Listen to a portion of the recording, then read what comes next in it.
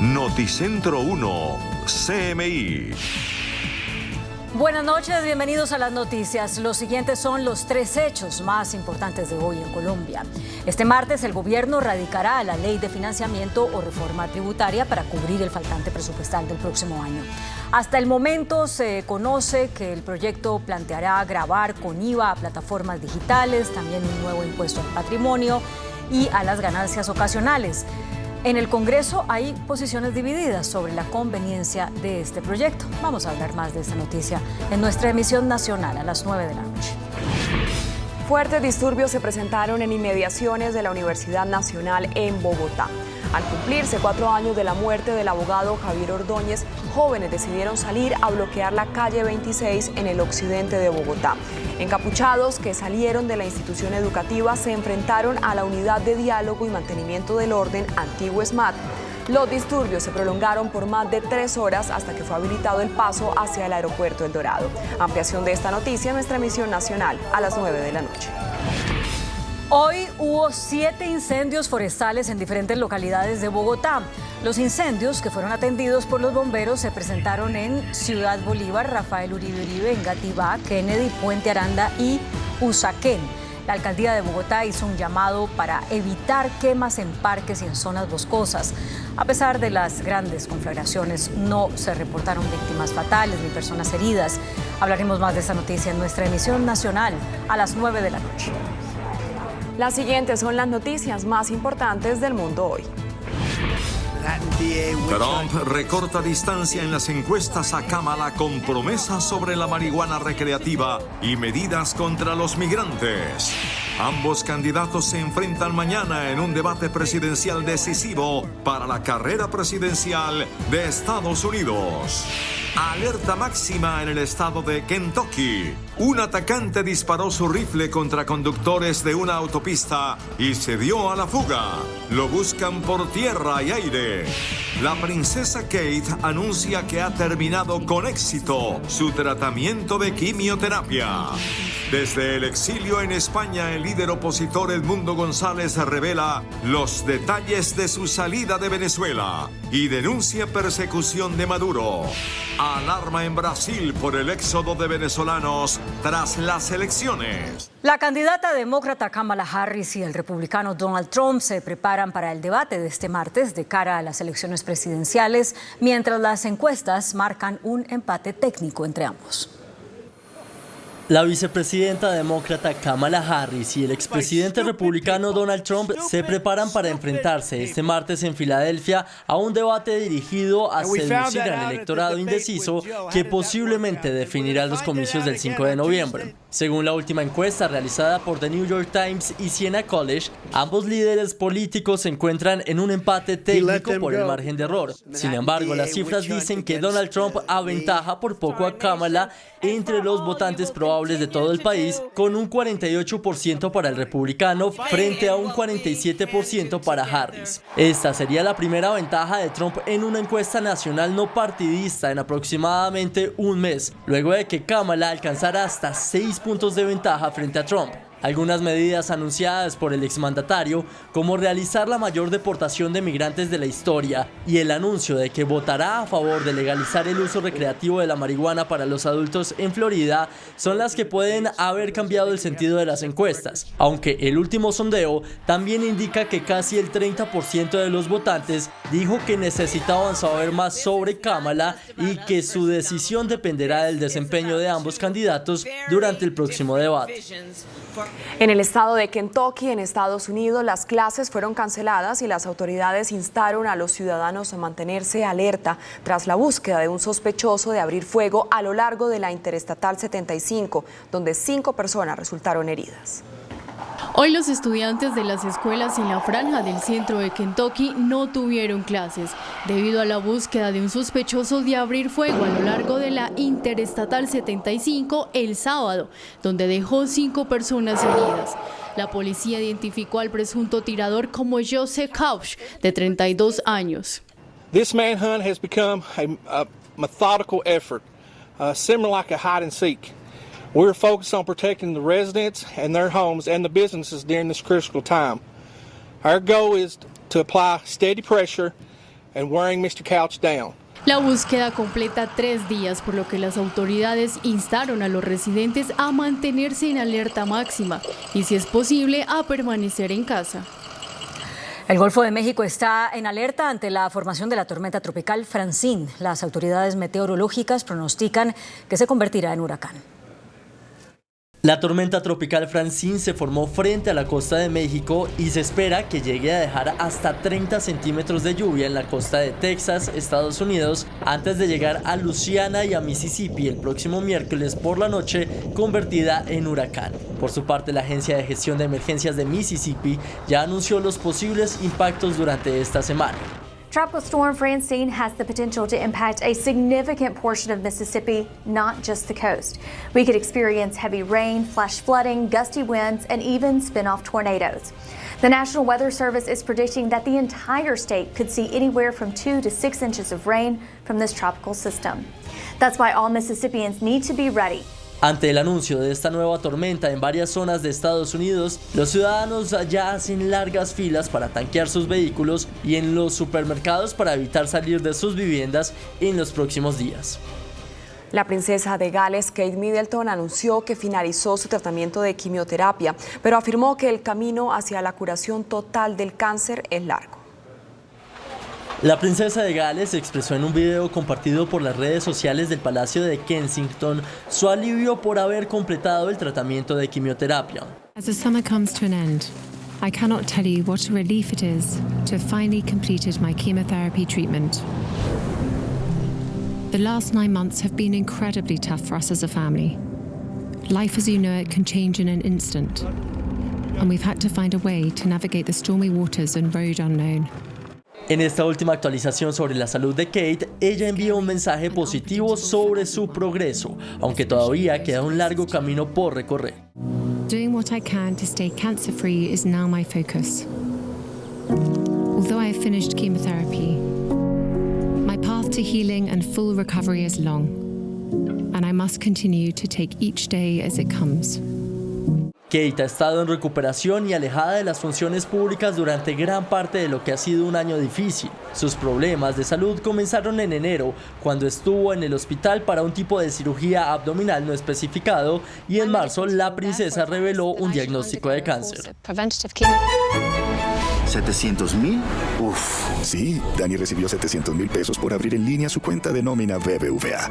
BBVA. El líder opositor venezolano Edmundo González Urrutia emitió un comunicado en el que explica el motivo de su exilio en España. En él también dijo que la democracia y la realización de la voluntad popular son el único camino para el futuro de su país.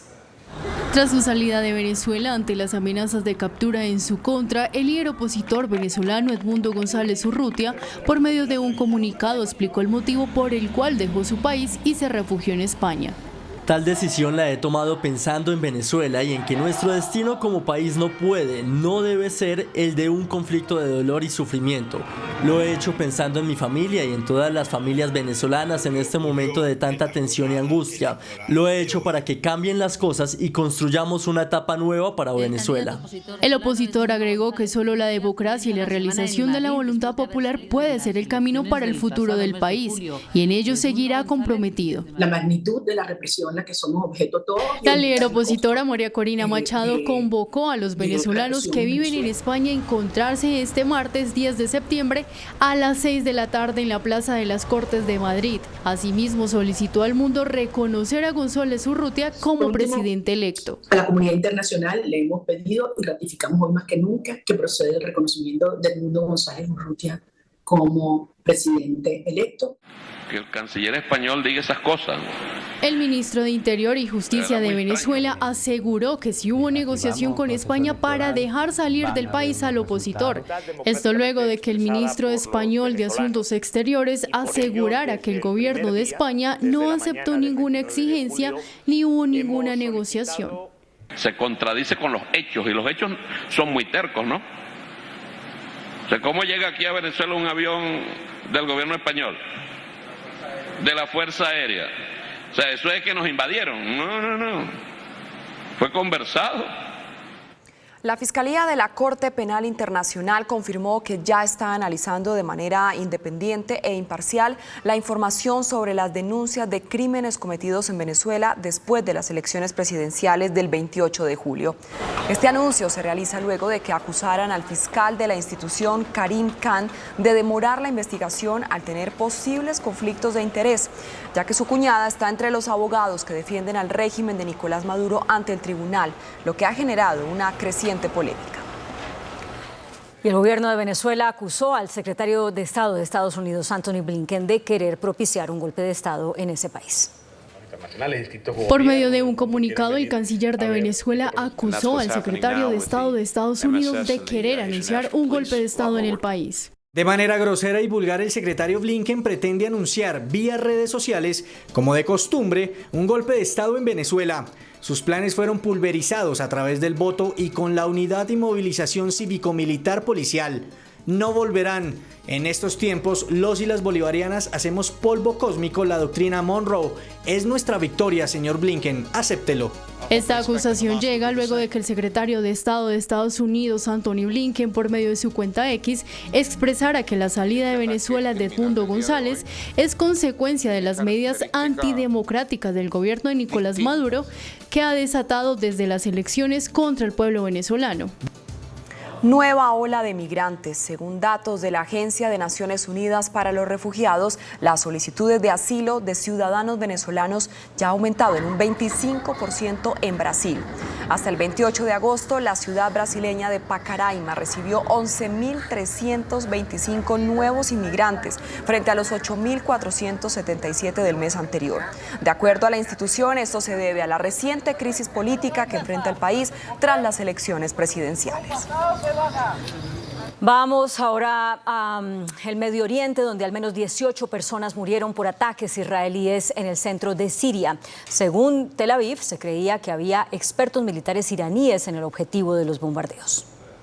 Una serie de ataques aéreos israelíes en el oeste de Siria causaron al menos 18 muertos, más de 40 heridos y provocaron varios incendios que aún continúan activos. Los ataques tenían como objetivo un centro de investigación científica donde milicias y expertos iraníes desarrollan armas en Masyaf, al oeste de la ciudad de Hama, según el Observatorio Sirio de Derechos Humanos. Las autoridades israelíes, que no se han pronunciado sobre el ataque, creen que expertos militares iraníes estaban involucrados en el desarrollo de armas químicas en este centro de investigación. Por su parte, el director del hospital público de la ciudad declaró que todas las víctimas eran civiles y que los bombardeos afectaron también los alrededores de la ciudad costera de Tartus. El Papa Francisco llegó al país más católico del mundo fuera de Ciudad del Vaticano. Desde Timor Oriental lamentó los abusos sexuales de todo el mundo y pidió garantizar una infancia sana. El sumo pontífice aterrizó en la nación del sudeste asiático de Timor Oriental para la penúltima parada de un viaje maratónico por Asia y el Pacífico Sur. Desde allí, el Papa Francisco habló de la cuestión de los abusos sexuales, pidiéndole a las autoridades del país que impidan todo tipo de abusos y garanticen una infancia sana y pacífica. Y no olvidemos a tantos niños y adolescentes heridos en su dignidad. Este fenómeno está aflorando en todo el mundo. Todos estamos llamados a actuar como responsabilidad para prevenir todo tipo de abuso y garantizar un crecimiento sereno a nuestros jóvenes. Precisamente en los últimos años, la Iglesia de Timor Oriental se ha enfrentado a cientos de acusaciones de pederastia contra varios obispos y sacerdotes. Entre tanto, se espera que el Papa visite a niños con discapacidad en una escuela y que sostenga un encuentro con obispos y religiosos en la Catedral Inmaculada de la Concepción, para posteriormente terminar la gira en Singapur. En Bolivia, las autoridades ordenaron clases virtuales y la cancelación de vuelos debido a los incendios forestales que provocaron mala calidad del aire. Los incendios han generado gigantescas nubes de humo que en las principales ciudades del país superan los niveles considerados peligrosos o llevan a que se superen los niveles considerados peligrosos en la calidad del aire. Estos incendios llevan alrededor de 2 meses y han dejado al país con índices muy por encima del nivel aceptable para la salud. En Vietnam, el supertifón Yagi ya dejó al menos 40 muertos y 219 heridos. Las intensas lluvias provocadas por este fenómeno natural generaron graves inundaciones que arrasaron con árboles y un puente. Además, ocasionaron derrumbes de tierra. Las autoridades de rescate buscan a 13 personas desaparecidas. Este tifón ya ha dejado al menos 22 muertos en China y Filipinas. Un equipo de científicos logró volver transparente la piel y los tejidos al aplicarles de manera tópica un colorante alimentario común. Varios científicos de la Universidad de Stanford y la Universidad de Texas lograron un avance sin precedentes en el campo de la biomedicina. Con un tinte alimentario común conocido como tartrazina, lograron volver transparente la piel de varios ratones vivos y mostraron con sorprendentemente claridad los vasos sanguíneos y los órganos subyacentes. El equipo señaló que la tartrazina es un tinte biocompatible y seguro que se elimina del cuerpo en 48 horas a través de los desechos. El compuesto es conocido como colorante amarillo número 5 en la industria alimenticia y suele utilizarse en los snacks como papas fritas, nachos y dulces teñidos de ese color intenso. El estudio podría cambiar radicalmente el diagnóstico médico y las terapias de enfermedades, desde la extracción de sangre hasta el tratamiento del cáncer en los seres humanos. Entrevista CMI. Bienvenidos a Entrevistas CMI. Mañana a las 11:30 de la mañana se van a abrir las puertas del Estadio Metropolitano Roberto Meléndez, que declaró el alcalde de esta ciudad de Barranquilla tarde cívica desde esa hora y hasta las 6 de la tarde para que los hinchas dentro y fuera del estadio apoyen a la Selección Colombia en un partido muy difícil, no tan trascendental porque esto es una sumatoria de puntos en la tabla, pero sí muy importante frente a la selección de Argentina, la actual campeona del mundo y líder de esta eliminatoria rumbo al Mundial del año 2026. El partido está programado para las 3:30 de la tarde y antes de la entrevista que tenemos con Carlos Valdés, nuestro analista de siempre con Selección Colombia, queremos darles algunos datos. La Selección Colombia ha jugado 6 partidos a las 3:30 de la tarde en el calor y la humedad de Barranquilla. No hemos ganado ninguno. Comenzamos a las 3:30 rumbo a Rusia 2018, empatando a un gol frente a la selección de Brasil. Frente a la selección de Qatar jugamos el peor partido, aquella goleada 0-3 frente a la selección de Uruguay rumbo al Mundial de Qatar. Después empatamos sin goles frente a Ecuador, también empatamos sin goles frente a la selección de Brasil y recordamos aquel partido Colombia 0, Perú 1, precisamente en la eliminatoria Qatar 2022 con el gol de Edison Orejita Flores, un partido que hemos debido ganar, pero que Perú se llevó los 3 puntos. Y rumbo a las eliminatorias de Estados Unidos, México y Canadá de 2026, jugamos a las 3:30 de la tarde contra la selección de Uruguay y empatamos a 2 goles. Es decir, no ha sido provechoso ni beneficioso para Colombia jugar a las 3:30 de la tarde en el calor del Estadio Metropolitano de Barranquilla, pero fue la decisión que tomaron tanto el cuerpo técnico como la Federación Colombiana de Fútbol. Ahora bien, Colombia enfrentando a la selección de Argentina, el rival de mañana, en el Estadio Metropolitano de Barranquilla, pues tampoco tenemos un buen récord, porque miren ustedes lo que han sido las 6 presentaciones, solamente ganamos un partido, aquel 2-1, rumbo a las eliminatorias del Mundial de Estados Unidos 94 con los goles de Iván René Valenciano y del Tren Valencia. En el año 97, aquel remate del Piojo López que Farid Mondragón creyó que iba para afuera y terminó adentro, lo recuerdan, fue victoria para Argentina 1-0. En el 2003 empatamos a un gol contra la selección de Argentina, un balón que Óscar Córdoba cometió infortunadamente un error, le quedó el balón a las espaldas de Jorge Hernán Crespo y nos marcó el gol y después terminamos nosotros empatando el partido. En el 2011 perdimos 2-1. Fue una selección argentina dirigida por Alejandro Sabella que estaba en un momento muy difícil. Recuerdo que en esa época la frase famosa fue Colombia resucita a las selecciones argentinas. Después perdimos también en el año 2015 1-0 y el último antecedente es aquel empate rumbo a Qatar 2022, empate a 2 goles que tampoco nos sirvió para nada. En suma, de 6 partidos jugados en Barranquilla como local la Selección Colombia frente a Argentina, solamente tenemos una victoria, tenemos 3 victorias de Argentina y 2 empates, situación que esperamos que mañana se pueda revertir. ¿Cuál ha sido el rendimiento de Colombia jugando como local en esta eliminatoria para el año 2026? Es bueno. Recuerdan ustedes, comenzamos ganándole 1-0 a la selección de Venezuela, después tuvimos un empate muy apretado frente a la selección de Uruguay, que hoy ocupa el segundo lugar en la tabla de posiciones detrás de Argentina. Y el hecho más reciente, ustedes lo recordarán, fue aquella famosa victoria 2-1 frente a la selección de Brasil, que comenzó ganando y después llegaron esos 2 centros maravillosos al segundo palo con sendos remates de cabeza de Luis Díaz, cuando recién su padre había sido liberado de aquella infortunada situación de secuestro, y fue victoria 2-1 de la selección Colombia frente a Brasil. El balance: 3 partidos jugados, 2 ganados, 1 empate, y mantenemos un invicto con un rendimiento del 77% en el Estadio Metropolitano de Barranquilla. Luego son datos que para mañana generan algo de positivismo.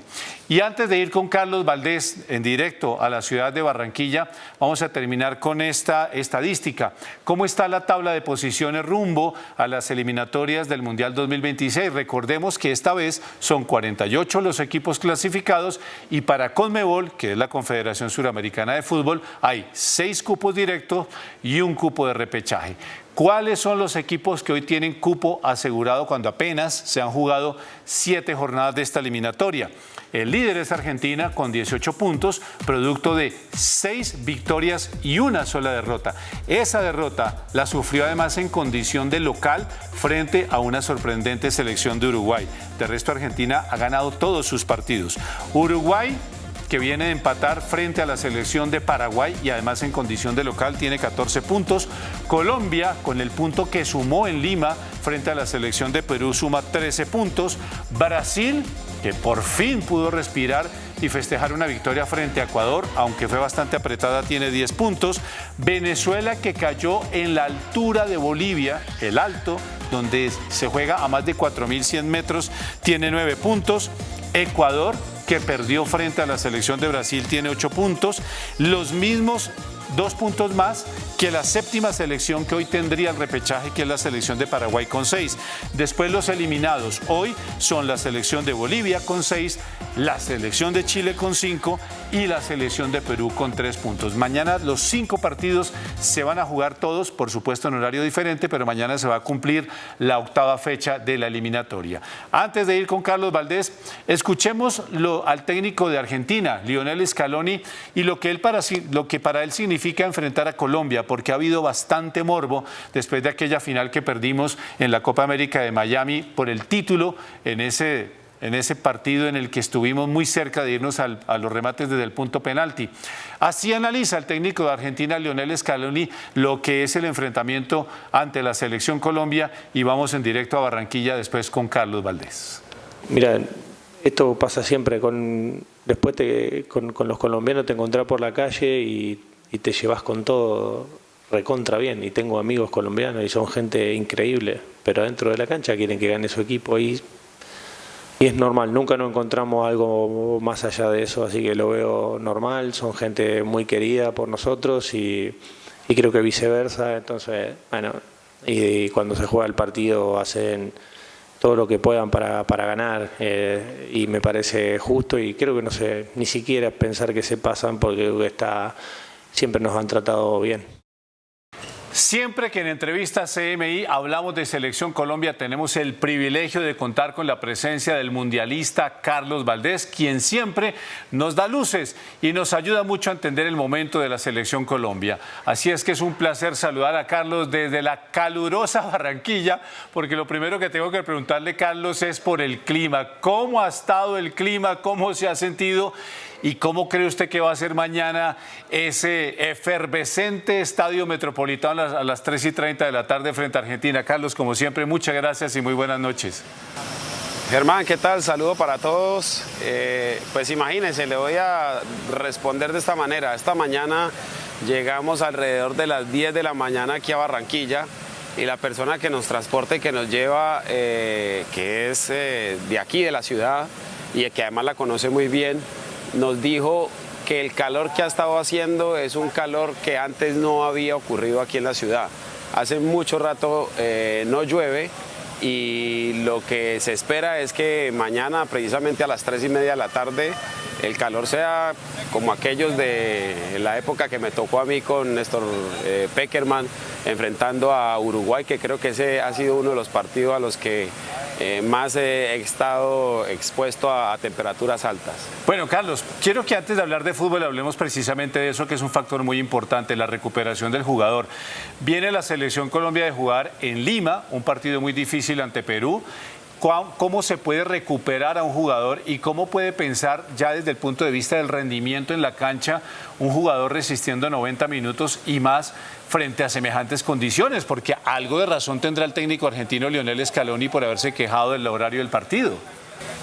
Sí, es que realmente digamos que eso es un tema que ya ha tenido muchos estudios. También puede ser una obviedad para nosotros decir que correr en la tarde con el sol a pleno esplendor y correr en la noche, pues sin duda hay una gran diferencia. La deshidratación es mayor, el desgaste energético es mayor, por ende en muchos futbolistas, y esto depende de cada uno en su proceso metabólico también, pero digamos que en la gran mayoría le cuesta muchísimo más recuperarse después de un desgaste tan alto que son los que normalmente ocurren en el juego de la tarde.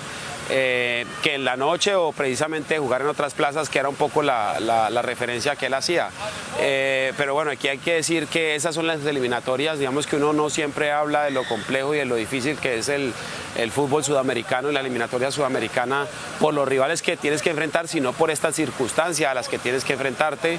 Llegas un lunes, un martes, en 3 días, en 4 días con diferencia horaria, tienes que salir a jugar en Lima. Bueno, Argentina lo hizo de local, y 3 días después o 4 días después tienes que volver a jugar otro partido a tope, en el que muchas veces no se logran terminar de recuperar los jugadores. Pero aquí hay que decir que, claro, a este nivel el cuerpo médico y los cuerpos técnicos de cada selección pues intentan tener todos los equipos y toda la tecnología a disposición para tratar de avanzar un poco más rápido en ese proceso de recuperación. Sí, a tal punto que advertía el técnico Néstor Lorenzo en rueda de prensa que no es tan extraño jugar a semejantes temperaturas por lo que acaba de suceder en Copa América. Dijo que llegaron a estar en entrenamientos a 42, 43 grados centígrados, Carlos. Ahora sí metámonos un poco en el fútbol. ¿Eso qué quiere decir? Que el equipo tiene que salir con unas líneas estrechas, un equipo corto, sin tener que recorrer muchos espacios. ¿Cómo puede ser un poco la administración de la parte futbolística aplicada a lo que puede ser el rendimiento del equipo en la cancha mañana? Bueno, yo creo que lo primero es que este factor sin duda es un factor que juega para los dos y que depende del equipo que logre administrarlo a su favor. Se puede hablar de un beneficio extrafutbolístico.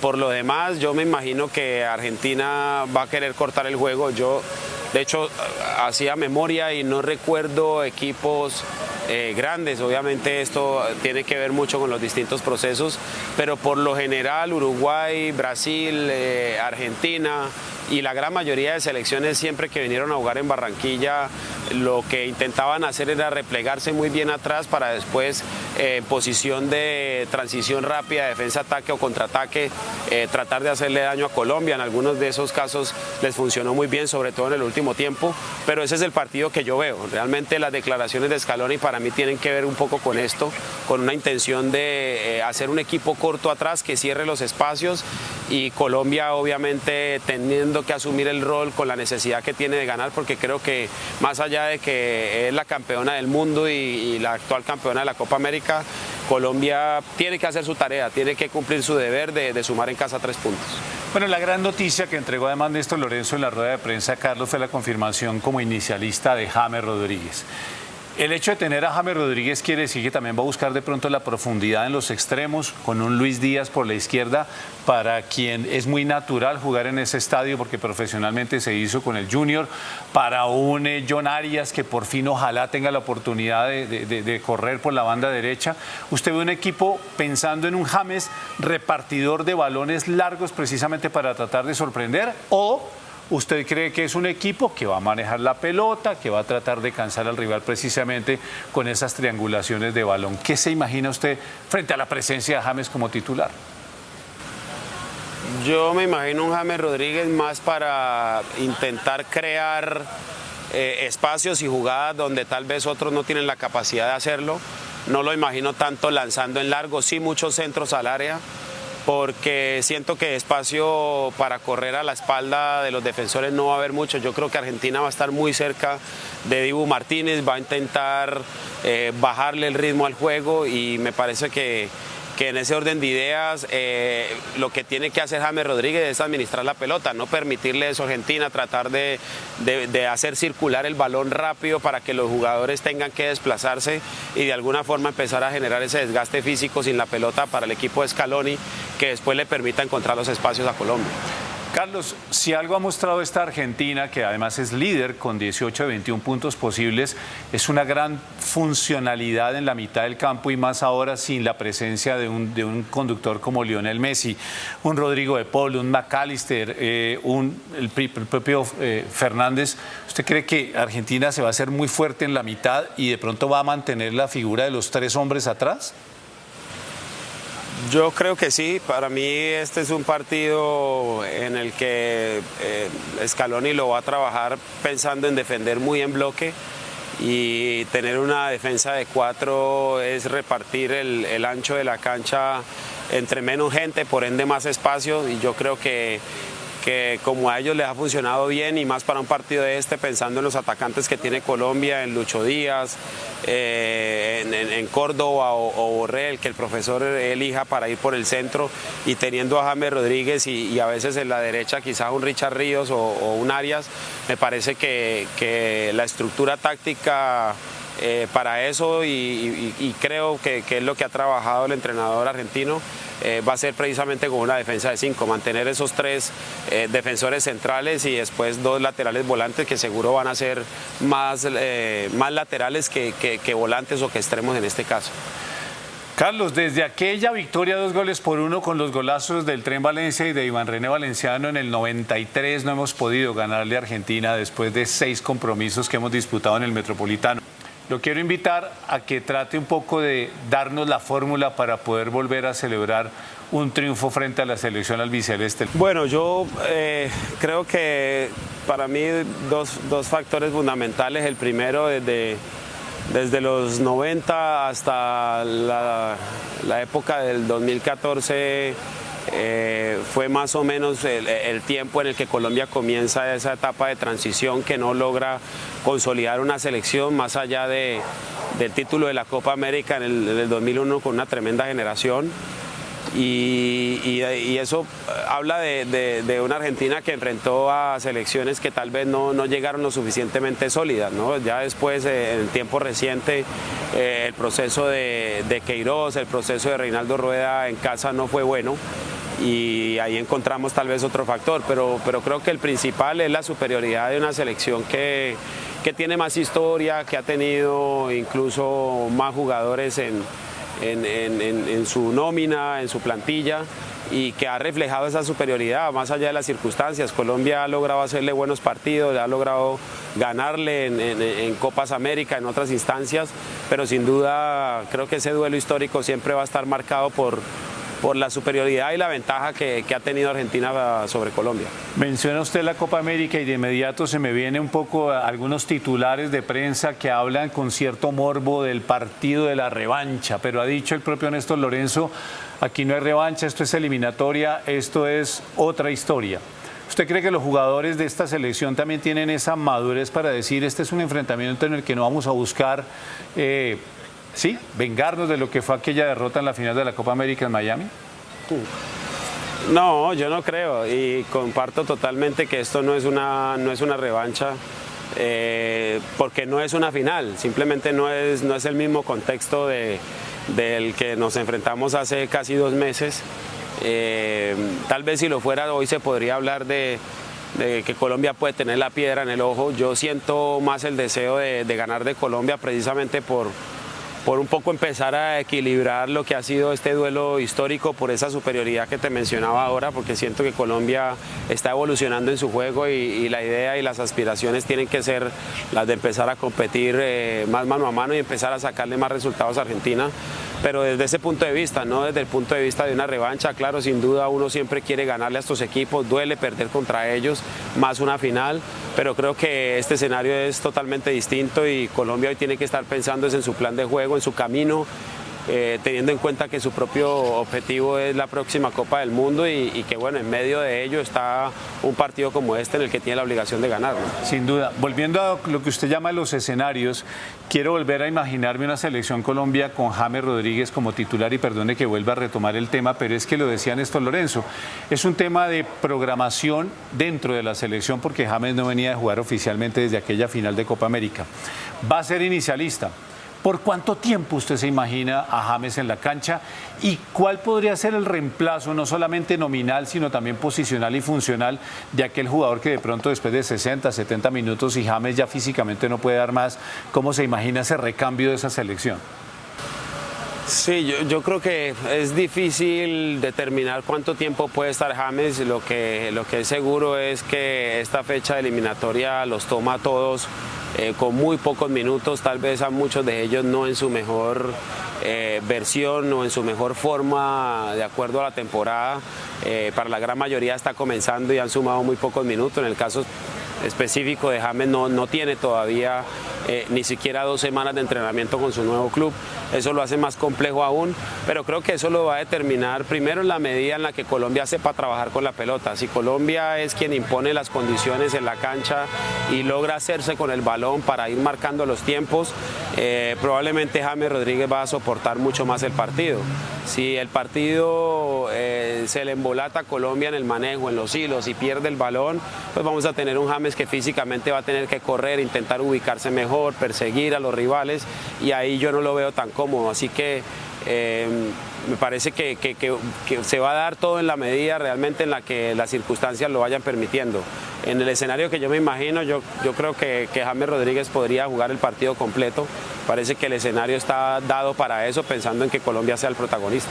Carlos, la última, quiero conocer su opinión sobre este 11 que estamos manejando, porque en algunas zonas estamos seguros, en otras no tanto. La primera seguridad está en el arco con Camilo Vargas, los 4 de atrás Muñoz, Lucumí, Mojica, y habría que ver la evolución de Cuesta, si está listo y habilitado después del problema que tuvo en Lima.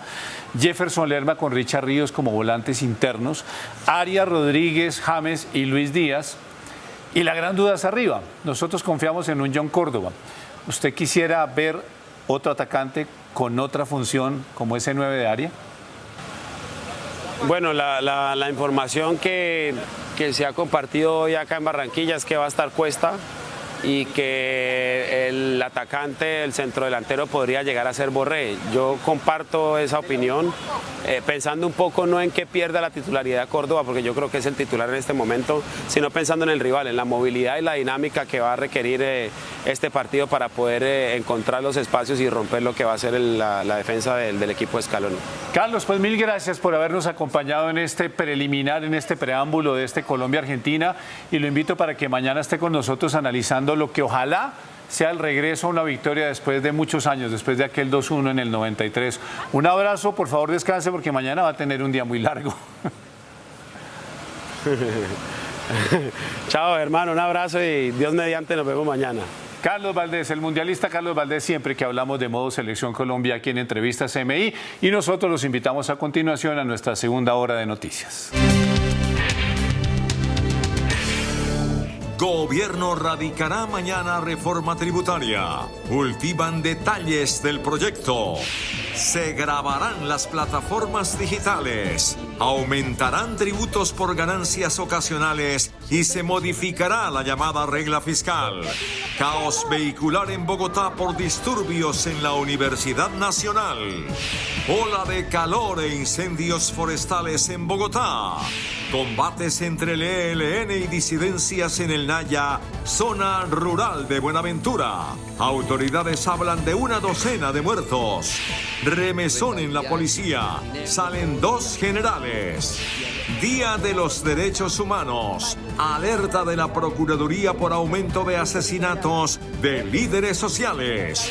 Hay un golpe en camino, denuncia presidente Gustavo Petro y arremete contra Consejo Electoral. Dice que las pruebas contra su campaña son chambonadas. Expresidente Gaviria descarta reunión con el ministro del Interior. Pide al gobierno acatar fallos judiciales. Bajará precio de los pasaportes. Estado descarta conciliación con empresa que los fabrica. Software de espionaje es indetectable, asegura fiscal general. Crece incertidumbre política y económica, revela encuesta de Fedesarrollo. Nuevos incentivos a empresas por contratación de jóvenes.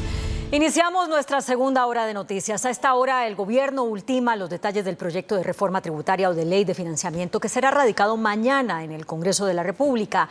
La iniciativa planteará gravar las plataformas digitales y aumentar la tributación por ganancias ocasionales, entre otras medidas. Los ponentes de la ley de presupuesto están reunidos revisando el texto. Después de varias discusiones al interior del gobierno y con las comisiones económicas del Congreso, el Ministerio de Hacienda radicará hasta mañana lo que será la ley de financiamiento o reforma tributaria. La iniciativa en las cuentas del gobierno será clave para cubrir el déficit de presupuesto general de la nación del próximo año, propuesto en 523 billones de pesos y que tiene un déficit de 12 billones de pesos. Hasta el momento los pilares de esa reforma están la imposición del IVA a plataformas de juegos de suerte y azar y alojamientos temporales. Además, eliminar estímulos a los vehículos híbridos, mantener el impuesto al patrimonio, aumentar el gravamen a las ganancias ocasionales y subir el impuesto al carbón. Sin ley de financiamiento, sin texto de ley de financiamiento, pues no podemos estar diciendo si aprobamos o no aprobamos los 523 billones del monto. El Congreso mantiene su preocupación por un monto desfinanciado, el cual debe ser corregido, pero con un apretón al gasto y no con una reforma. 0% ejecución a 31 de julio. ¿A qué juegan? ¿Por qué tienen la plata guardada y en lugar de ejecutarla, que eso reactivaría la economía, piden la fácil, una tributaria? Esta semana se definirá la aprobación del monto del presupuesto. Durante más de 3 horas, encapuchados se enfrentaron a la fuerza pública en inmediaciones de la Universidad Nacional en Bogotá. El tráfico colapsó y Transmilenio se vio obligado a suspender temporalmente el servicio en algunas estaciones. Fuertes disturbios se presentaron en la tarde y noche de este lunes en inmediaciones de la Universidad Nacional en el occidente de Bogotá. Encapuchados que salieron de la universidad se enfrentaron contra policías de la Unidad de Diálogo y Mantenimiento del Orden. Ante el bloqueo de la calle 26 en los dos sentidos, afectando gravemente el tránsito hacia el aeropuerto del Dorado, tuvo que intervenir la fuerza pública. Con gases lacrimógenos, papas aturdidoras y otros elementos, la fuerza pública intentó persuadir a los jóvenes que los enfrentaron con palos, piedras y otros elementos contundentes. Los más afectados fueron los comercios del sector, que tuvieron que cerrar sus puertas desde muy temprano. También gravemente ha afectado el servicio de transporte público, específicamente la estación de Transmilenio de la Universidad Nacional, también buses zonales y los del SITP que transitan por la calle 26. A esta hora, los bomberos de Bogotá terminan de controlar 7 incendios forestales que ardieron en diferentes localidades de la ciudad. No se reportan víctimas fatales ni personas heridas. Desde la alcaldía de Bogotá se confirmó que durante todo este lunes se presentaron hasta 7 incendios en diferentes zonas de la capital. Las conflagraciones se concentraron hacia el sur y suroccidente de Bogotá, localidades afectadas como Suba, Kennedy, Bosa, Fontibón, San Cristóbal y Ciudad Bolívar. Hacemos un llamado a la ciudadanía a no hacer quemas forestales y evitar actividades que puedan generar nuevos incendios. La situación de los embalses de agua sigue siendo crítica. A pesar de los pronósticos, agosto fue un mes atípicamente seco y septiembre también lo está haciendo. No pongamos la ciudad en riesgo. El cuerpo de bomberos logró controlar la mayoría de las conflagraciones. Sin embargo, algunas se extendieron hasta altas horas de la noche. Fuertes combates se registraron en las últimas horas en la zona de El Naya, departamento del Valle, entre el ELN y las disidencias. Al menos 12 muertos dejaron los enfrentamientos. En un consejo de seguridad en Buenaventura se analiza la situación. Fuertes enfrentamientos entre disidencias de las FARC y el Ejército de Liberación Nacional habría dejado una docena de muertos en Buenaventura, Valle del Cauca. Específicamente el hecho se presentó en zona rural de Naya, esto en inmediaciones de la ciudad puerto del Valle del Cauca. La información preliminar que nos entregan es que posiblemente hay 12 personas fallecidas en el Naya. Según las autoridades, no habría civiles involucrados. Se realizó un consejo de seguridad extraordinario ante la situación. En las comunicaciones preliminares con líderes de la comunidad nos mencionan que estas personas no son de la comunidad, entonces pues se descartará o se evaluará si esto obedece a algún enfrentamiento entre el ELN y la Jaime Martínez. Los enfrentamientos en esta región del país se estarían dando específicamente por el control de las rutas del narcotráfico. Hay cambios en la Policía Nacional. Los generales Jainer Puentes y Óscar Lamprea salen de la institución por orden presidencial. La Policía Nacional se queda sin otros 2 generales. El remesón en la institución habría sido ordenado directamente por el general William René Salamanca, director de toda la policía. Se trata del general Einer Puentes Aguilar, quien se venía desempeñando como director de Bienestar Social de la institución. El segundo general que sale es Óscar Andrés Lamprea, quien era el comandante de la policía de Medellín. Según conoció Noticentro 1 CMI, la salida de estos 2 altos oficiales debe darse por decreto presidencial. Uno de los 2 generales había sido mencionado en un escandaloso proceso de corrupción, específicamente por contrabando. Se trata del general Puentes Aguilar, quien en su momento fue director de la Policía Fiscal y Aduanera. Hasta el momento la policía no se ha pronunciado por la salida de los 2 generales. La Procuraduría alertó sobre el aumento en el número de líderes sociales asesinados este año. Reveló que ya se contabilizan 87 casos. La procuradora Margarita Cabello advirtió que en lo corrido del año se han registrado 91 amenazas y 87 asesinatos de líderes sociales. Advirtió que la situación se evidencia por la presencia de grupos armados ilegales. Por los combates entre grupos armados ilegales que buscan el control territorial y que buscan seguir liderando las economías ilícitas. Las regiones más afectadas son Cauca, Antioquia, Valle del Cauca y Arauca. La población se está viendo atrapada entre el fuego cruzado de estos grupos. Fuego cruzado y grupos que además imponen restricciones a la movilidad, generando desplazamientos forzados, generando confinamientos, generando violaciones al derecho internacional humanitario. El pronunciamiento de la Procuradora se dio en el marco del acto conmemorativo del Día Nacional de los Derechos Humanos. Pues justamente en el Día Nacional de los Derechos Humanos, el gobierno presentó una estrategia para combatir el reclutamiento forzado. También reportó una caída en el número de masacres, pero un aumento en el número de personas víctimas de este tipo de violencia. Desde el Gobierno Nacional se extendió un llamado para dejar a un lado a los menores de edad quienes sufren vulneración de sus derechos en medio del conflicto armado.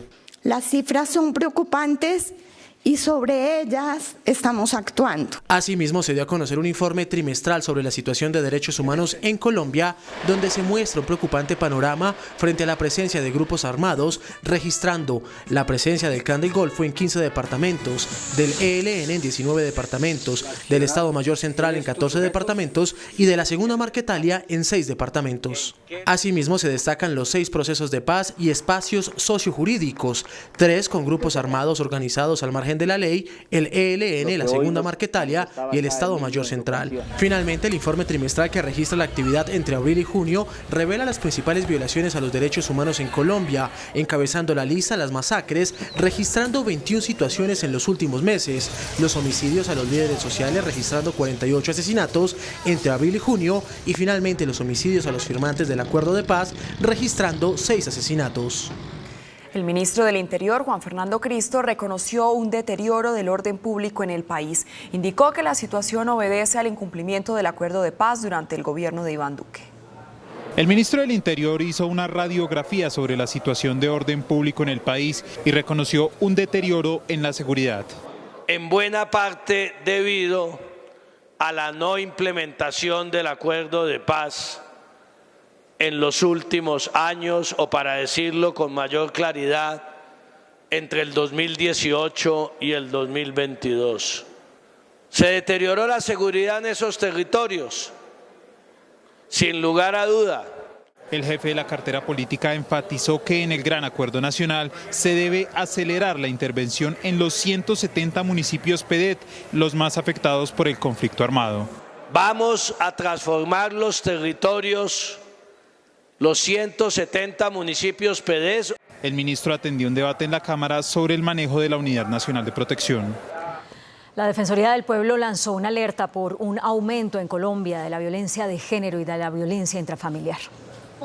En el Día Nacional de los Derechos Humanos, la defensora del pueblo, Iris Marín Ortiz, se refirió al grave panorama al que se enfrentan las mujeres ante la discriminación y la violencia de género. Una de las crisis de derechos humanos más graves de nuestro país, pero también del mundo, es la crisis de violencia y discriminación contra las mujeres. Entre el mes de mayo de 2023 y el de 2024 fueron reportados 630 feminicidios. También se reportaron 149.000 denuncias por violencia intrafamiliar. La violencia institucional es la cómplice de la violencia contra las mujeres.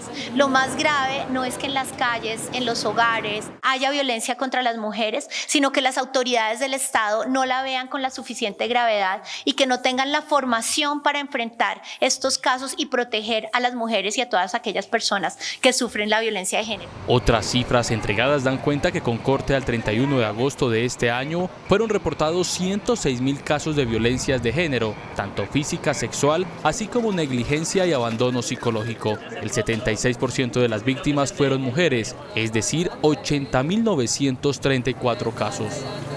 Con la presencia de 4 ministros se presentó el Fondo No es Hora de Callar, que busca proteger a las mujeres periodistas víctimas de la violencia de género.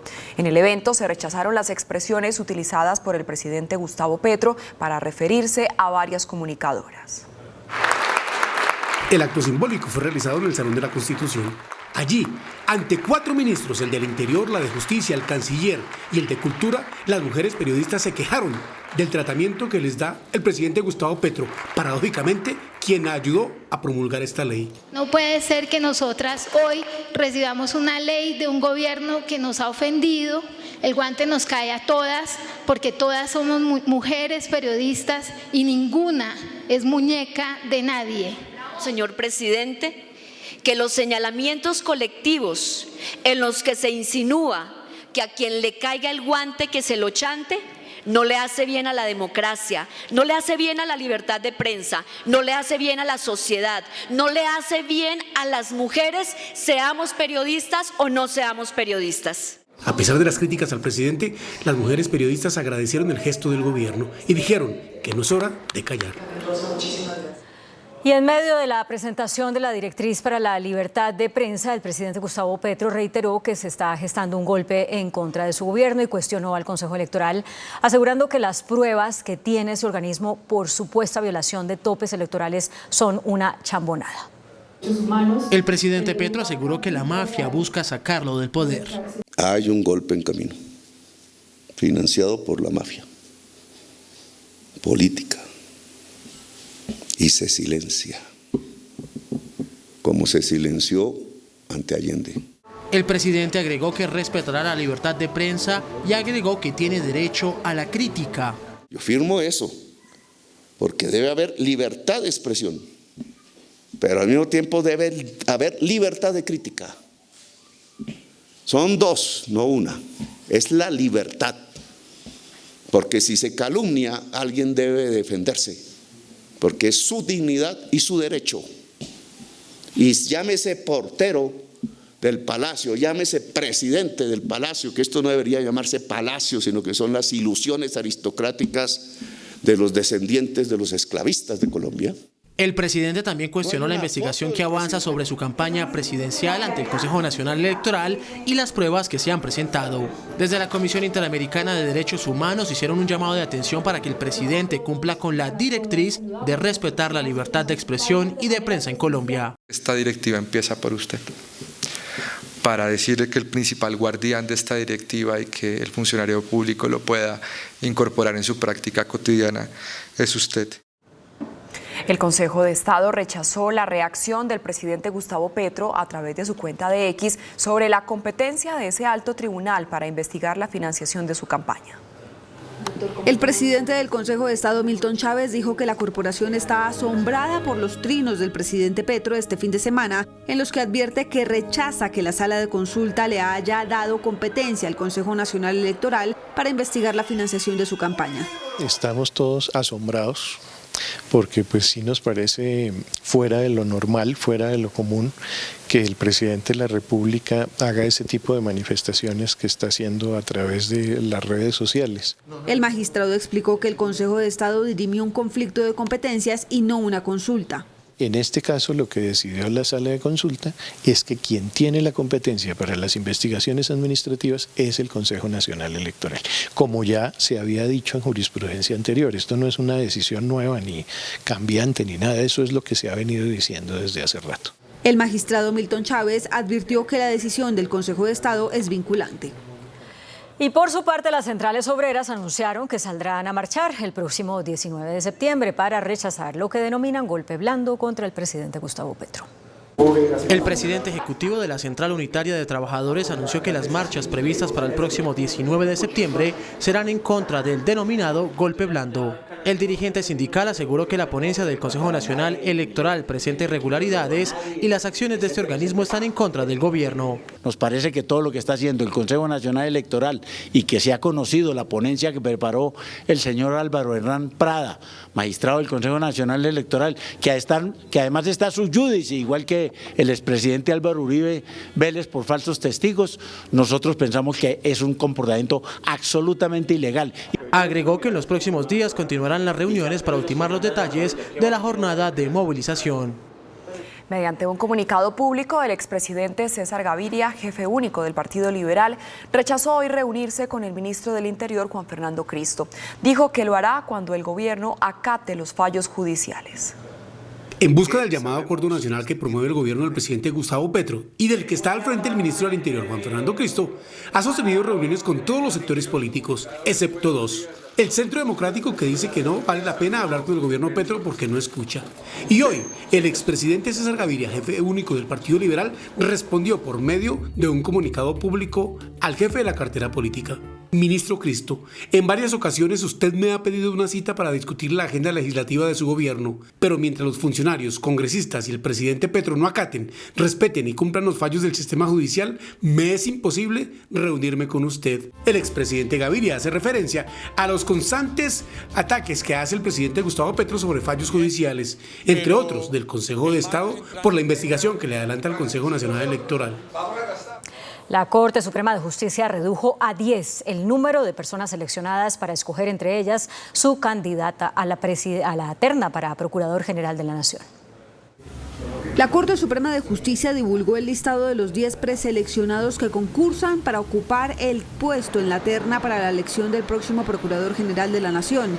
De los 60 inscritos, los 10 son el penalista Darío Bassani, la exgerente jurídica del proceso de paz entre el gobierno y la extinta guerrilla de las FARC, Mónica Cifuentes, la expresidenta del Consejo de Estado, Lucianet Bermúdez, el secretario general del Senado, Gregorio El Hash, los exconsejeros de Estado Álvaro Namen y Marco Antonio Velilla. También está el ex senador Germán Barón Cotrino, el ex defensor del pueblo Jorge Armando Otálora, la especialista en Derecho Administrativo Carmen Rodríguez Valentierra y el magistrado del Tribunal Superior de Bogotá, Pedro Oriol. Este jueves la Corte Suprema los escuchará en entrevista y se espera que el lunes de la próxima semana se conozca el candidato que ternará la Corte Suprema. El Consejo de Estado ya escogió al exministro Luis Felipe Henao y falta conocer el candidato que terne el presidente. De esa terna, el Congreso elegirá el reemplazo de Margarita Cabello.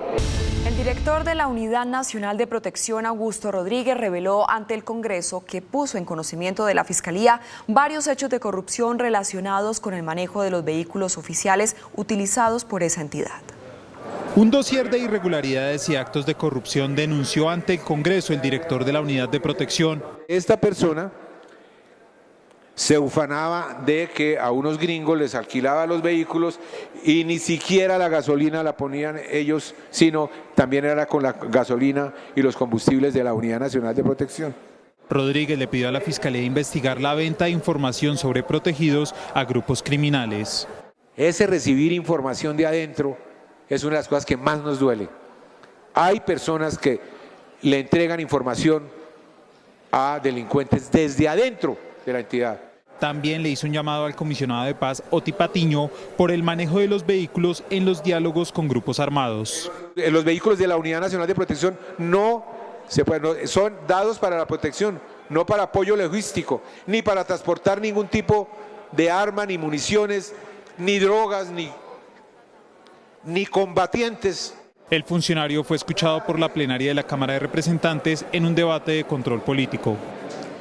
A partir de octubre, el precio de los pasaportes tendrá una significativa rebaja, según reveló el canciller Luis Gilberto Murillo. Dijo que en promedio la reducción será del 12%. La rebaja en el precio de los pasaportes comenzará a partir del 3 de octubre, de acuerdo con el canciller Luis Gilberto Murillo. Dijo que además los deportistas que salgan a representar a Colombia, los adultos mayores de 62 años y las personas de estrato 1, 2 y 3 podrían tener el pasaporte gratis y comenzará la reducción de su valor en las zonas de frontera. En las zonas de fronteras, donde el costo del pasaporte, por ejemplo, es de 120.000, 125.000 pesos, va a bajar a cerca de 100.000 pesos, 105.000, eso implica un 12% de disminución, pero además consideramos que se debe pagar el precio justo por el pasaporte. El pasaporte hoy tiene un costo de 207.000 pesos y va a bajar a 180.000 pesos para toda la ciudadanía. El canciller Luis Gilberto Murillo insistió en que no habrá traumatismos para la entrega de los pasaportes, pero sí un periodo de transición con la firma Thomas Gregg Anson hasta septiembre de 2025. La Agencia de Defensa Jurídica del Estado descartó una conciliación con Thomas Gregg Sons en el proceso de demanda que adelanta esa compañía por la fallida licitación de pasaportes. La Agencia de Defensa Jurídica del Estado defenderá la legalidad de la resolución que declaró desierto el proceso licitatorio de pasaportes ante el Tribunal Administrativo de Cundinamarca. Consideramos que debe defenderse la legalidad de la resolución proferida por el ministro de Relaciones Exteriores, el canciller, que resolvió declarar desierta la licitación. Lo que buscan es demostrar que el proceso de licitación del contrato estaba ajustado para un solo oferente, defendiendo así las razones del exministro Álvaro Leiva, que declaró desierto el proceso. Nosotros consideramos que efectivamente, esas razones sí son ciertas, no son inventadas por el ministro. La defensa inició por una demanda que presentó la Unión Temporal Pasaportes 2023, de la cual hace parte Thomas Gregg Sons, en el que reclama el pago de 117.000 millones de pesos por declarar desierto ese proceso de licitación en la administración de Álvaro Leiva. La fiscal general Luz Adriana Camargo aseguró que el software de interceptaciones que denunció el presidente Gustavo Petro no deja rastro y que es muy difícil detectarlo.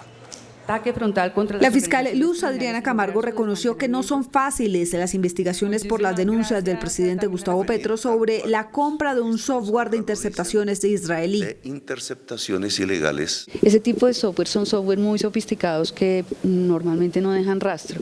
Entonces no es tan fácil como hacer un examen de un teléfono para saber si fue en el pasado objeto de una infiltración. La Procuraduría dijo que investigaba desde el 2021 el caso, pero sin resultados hasta el momento, mientras que la fiscal advirtió que aunque no hay evidencia de compra en Colombia, existe una advertencia internacional. Evidentemente, pues hay una autoridad extranjera de carácter financiero que nos está diciendo que hubo un movimiento de aproximadamente 11 millones de dólares para la adquisición de un software semejante. Sobre las investigaciones por la muerte del fiscal paraguayo Marcelo Pecci, dijo que habrá un equipo de investigación con fiscales de ese país para dar con el paradero de los autores intelectuales en ese crimen. Hoy se reveló una nueva encuesta que registra un incremento en la desconfianza de los colombianos hacia el presidente Petro. Por su parte, el jefe de Estado cuestionó los resultados y presentó otras cifras. La encuesta Sabemos del Instituto de Ciencia Política Hernán Echavarría registró que un 72% de los encuestados confía menos en el presidente Petro, frente a un 28% que confía más. Por un lado, nos interesa mucho conocer la percepción de los ciudadanos sobre el gobierno, la confianza en el gobierno en este caso una pregunta muy importante para nosotros. El presidente Petro cuestionó los resultados de la encuesta y realizó un cruce de resultados donde resaltó la medición que realizó el Centro Estratégico Latinoamericano de Geopolítica, CELAC, que demuestra que el 52% de los encuestados creen que Colombia se está gestando un golpe blando. El jefe de Estado agregó que los grupos económicos buscan afectar su imagen frente a la opinión pública. A la espera de que el presidente Gustavo Petro cumpla el fallo del Consejo de Estado y se retracte entonces de los señalamientos en su contra, se declaró hoy el exmiembro de la Junta Directiva de la nueva EPS, Enrique Vargas Lleras. Enrique Vargas Lleras es hermano del exvicepresidente de la República, Germán Vargas Lleras. A él lo acusó el presidente Gustavo Petro de supuestamente, como miembro de la Junta Directiva de la nueva EPS, haber ayudado a ocultar facturas por 5 billones de pesos. Esto motivó que Vargas Lleras presentara una tutela en contra del jefe de Estado para que se retractara. Confía en que el presidente Gustavo Petro, respetuoso del Estado de Derecho, acate el mandato del Consejo de Estado. En donde sencillamente le están diciendo que debe retractarse de unas afirmaciones que no son ciertas y que no tuvieron el rigor y que no fueron verificadas como debían ser. Y tampoco se le está pidiendo nada diferente a decir que Enrique Vargas y su familia es gente correcta, no más, punto, y que no hemos hecho ocultamiento de 5 billones de pesos en la nueva EPS, que no nos hemos lucrado y que tampoco hemos utilizado esa entidad ni la Fiscalía General para beneficiarnos políticamente, porque no ha sido así, y yo nunca he procedido así, ni mi familia tampoco. El presidente Petro tiene hasta el viernes para retractarse por mandato judicial. La nueva EPS suspendió temporalmente los pagos a 144 IPS por posibles irregularidades en la facturación. La nueva EPS afirmó que las facturas de esas instituciones aumentaron los precios significativamente comparado con los promedios habituales. Entre los prestadores y la entidad se concilian cuentas y se revisan detalladamente los valores de cada factura. Por 2 meses estará cerrado el Parque Nacional de Bogotá debido a la precaria condición en la que fue residido de parte de los indígenas en Vera, que lo habitaron en los últimos meses. Cerca de 50 toneladas de basura han sido retiradas del lugar. Luego de que al menos 700 indígenas en Vera abandonaran el Parque Nacional en Bogotá, decidiendo tras un acuerdo económico retornar a sus territorios, se reveló el estado del parque, crisis biológica por el estado en el que lo entregaron. Roedores, basuras y escombros es el panorama. Se sacaron cerca de 43 toneladas de residuos, todavía falta un 20-30% más o menos de ese esfuerzo. Esta es como una primera fase.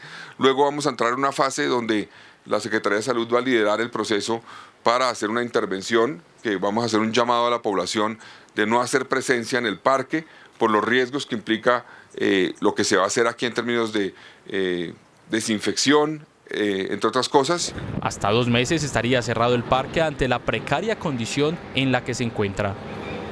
El gobierno cedió una de las obras en uno de los tramos del túnel del Toyo para que sea terminada por la Gobernación de Antioquia y la Alcaldía de Medellín.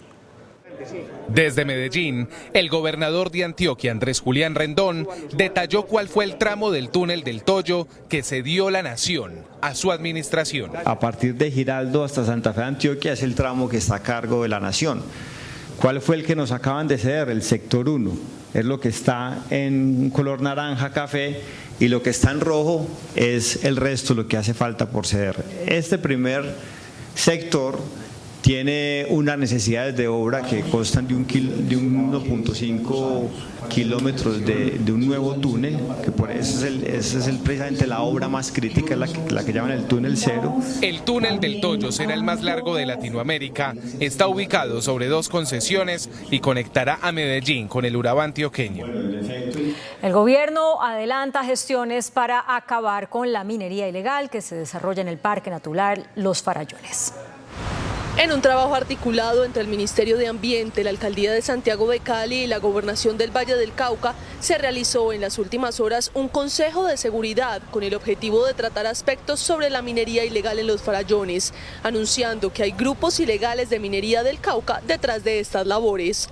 Por lo que se realizó la instalación de un puesto de mando unificado en la ciudad que pretende lograr importantes avances en este aspecto en lo que resta del año. Quedan 6 minas todavía abiertas que se mantienen como una amenaza al Parque Nacional Farallones y el objetivo de este puesto de mando unificado es entrar en un trabajo conjunto interinstitucional para el cierre de todas las minas. La funcionaria del Gobierno Nacional resaltó la realización de una primera fase en el año 2023 que permitió el cierre de 3 minas ilegales en los Farallones y que logró erradicar el 60% de esta problemática. Hoy se desarrolló la primera mesa de trabajo entre transportadores y gobierno luego del acuerdo con el que se levantó el paro camionero. La ministra de Trabajo, Gloria Inés Ramírez, recibió en su despacho a más de 20 representantes del sector, con los que se acordó incluir un artículo sobre garantías laborales para los transportadores del país en la reforma laboral que se tramita en el Congreso. En aguas de San Andrés y Providencia fueron capturadas 49 personas dedicadas a la pesca ilegal. 49 personas fueron detenidas por encontrarse realizando faena de pesca en aguas de San Andrés, específicamente en un área de conservación de la isla Cayo Quitasueño. 182 kilogramos de pesca blanca, 21 arpones artesanales y 102 tanques de buceo, entre otros elementos, fueron incautados. La Armada Nacional, a través del Ministerio de Relaciones Exteriores, dio inicio al trámite de nota de protesta por la violación del espacio marítimo y de las leyes colombianas. Hoy usted nos va a dejar claro cuál es la solución para el tema de la salud de nuestro municipio de los resguardos. La meta es llegar a cada rincón del país con médicos, equipos y todo lo necesario para que la salud deje de ser un privilegio y empiece a ser el derecho que todos los colombianos deben disfrutar. Colombia tiene quien la cuide. Colombia es el país con más asesinatos de defensores de la tierra y del ambiente. De otra parte, una nueva encuesta mostró un empate técnico entre Kamala Harris y Donald Trump. Y hay alerta en el Golfo de México por la formación de la tormenta tropical Francine. Las noticias del mundo en Noticentro 1 CMI. Según un informe de Global Witness, una organización internacional que lleva el conteo de líderes ambientales asesinados en el mundo desde 2012, durante el 2023 fueron asesinados 196 líderes sociales en el mundo. De estos homicidios, 79 fueron reportados en Colombia, la cifra más alta registrada por la institución en un país durante solo un año. Según la última encuesta realizada por The New York Times, Kamala Harris y Donald Trump se encuentran en un empate técnico por el margen de error.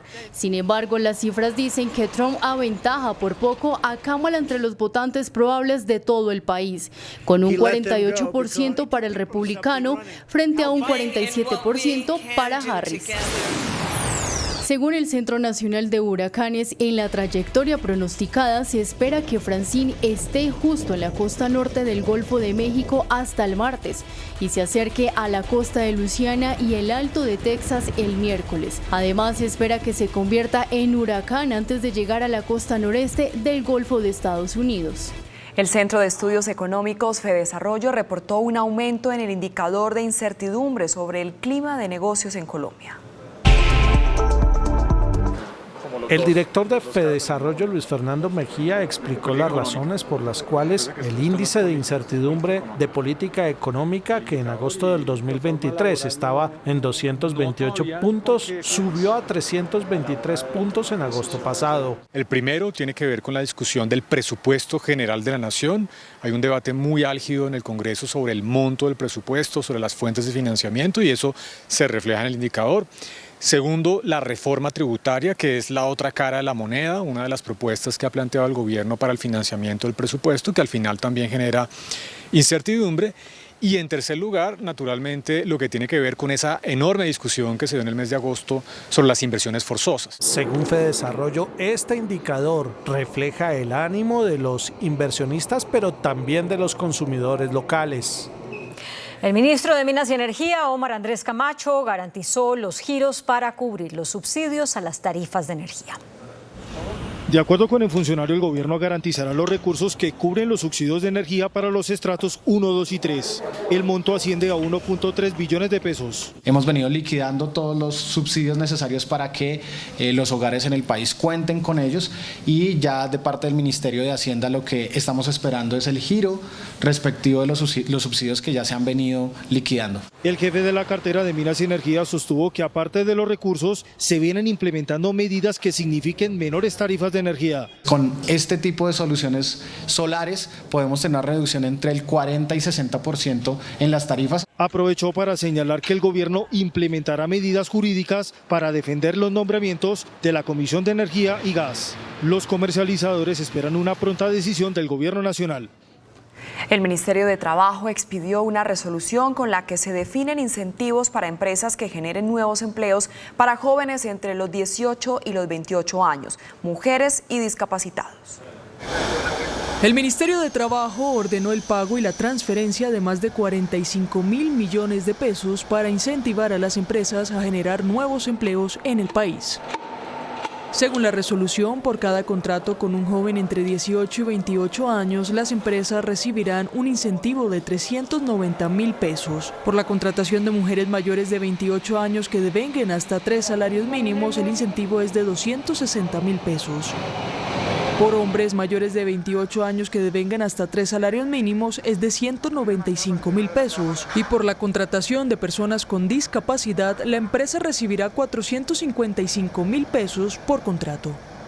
El gremio que representa a los productores de hortalizas y frutas confirmó que el aumento en la oferta de estos productos asociado a las cosechas contribuyó a bajar los precios de los alimentos en 0,68% en agosto.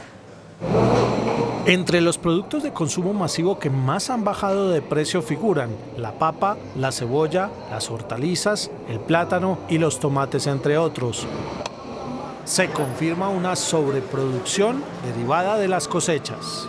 Ya en agosto, que empezó la producción y tenemos producción actualmente, entonces está saliendo al mercado toda esta producción que se sembró en el semestre pasado.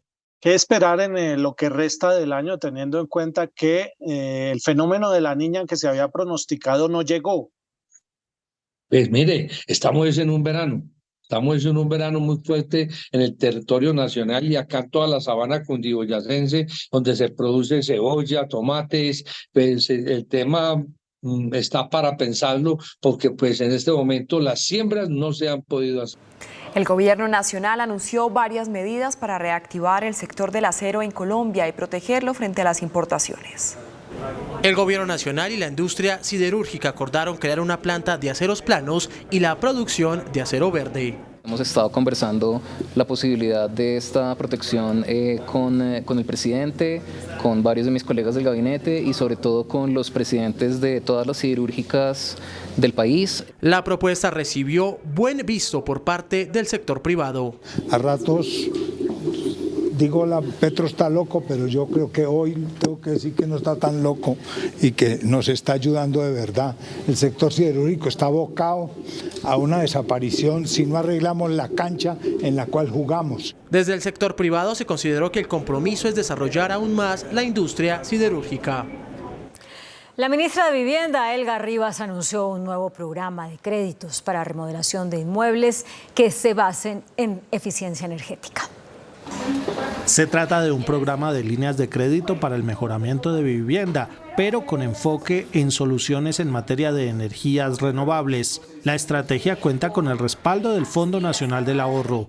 Para el gobierno, estas herramientas generan reducción en las tarifas de energía. No solamente dar una vivienda, es también el proceso de permitir que los hogares mejoren su vivienda. Desde el Fondo del Ahorro se cuenta con 2 billones de pesos. Pueden acercarse a cualquier punto de atención del Fondo Nacional del Ahorro. Recuerden que tenemos más de 65 puntos de atención por todo el país. El fondo tiene presencia en todos los departamentos y lo que queremos es que puedan financiar esta solución para sus viviendas. Los colombianos ya pueden acudir a las oficinas de la entidad en busca del beneficio. Una crisis financiera estaría registrándose en la empresa de teléfonos de Bogotá, según se denunció en el Consejo de la ciudad. La empresa se habría dedicado a vender cobre y no al negocio de las comunicaciones, aseguraron en el Cabildo Distrital.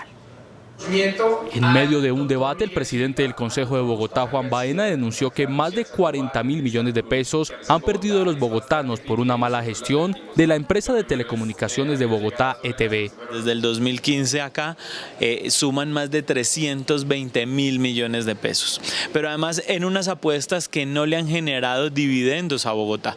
La ETB le apostó a tener fibra óptica y hoy es un mal competidor, no genera ganancias. Como una vena rota propuesta define la situación de esta empresa. Se está vendiendo además a pedazos, se vende cobre. Imagínese usted, nos reportan ingresos por la venta de cobre como si eso fuera una gran hazaña en materia administrativa, cuando deberíamos estar recibiendo dinero es por telefonía celular. Se seguirá debatiendo este tema en el Consejo durante los próximos días. Colombia Sostenible 2030. El programa Colombia Sostenible 2030 presentó las medidas para facilitar el acceso de las mujeres al empleo y a la inclusión financiera.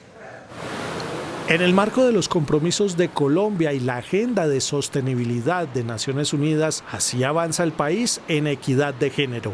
Dentro de las estrategias para alcanzar la equidad de género, el Gobierno Nacional ha implementado medidas para promover este valor de la equidad, particularmente enfocadas en mejorar el acceso de las mujeres a oportunidades laborales y financieras en zonas rurales. Durante el último año se destacó la colocación de más de 518.000 mujeres a través del Servicio Público de Empleo, lideradas principalmente por el SENA y las cajas de compensación familiar. También se ha logrado un aumento en la participación de mujeres en cargos directivos en entidades públicas y una significativa participación de mujeres rurales en operaciones de crédito, alcanzando un total de 194.216 operaciones por más de 2,3 billones de pesos en 31 departamentos y más de 1.000 municipios. El índice selectivo MSCI Colcap de la Bolsa de Valores de Colombia bajó 0,51% a 1.321 puntos. La acción de la empresa de telecomunicaciones de Bogotá fue la que más subió, con una valorización de 5,56% a 85 pesos con 50 centavos. La acción del Grupo Suramericana fue la que más bajó, con una pérdida de 4,21% a 29.600 pesos. La acción más negociada de la jornada fue la de Preferencial Bancolombia, al movilizar más de 12.000 millones de pesos, con una variación negativa de 1,07% a 33.440 pesos. La tasa representativa del mercado que regirá para mañana martes será de 4.220 pesos con 68 centavos. Los profesionales de cambio compran la divisa en promedio entre 1.870 pesos y la venden entre 1.930 pesos. Un euro cuesta 4.613 pesos con 30 centavos. La libra de café en Nueva York se cotizó a $2 con 45 centavos. El azúcar se transó en 18,83 centavos de dólar la libra. El barril de petróleo WTI se cotizó en $68 con 80 centavos. La referencia Brent para Colombia se cotizó en $71 con 90 centavos. Una acción de Ecopetrol cuesta 1.915 pesos. Hasta aquí Noticentro 1 CM.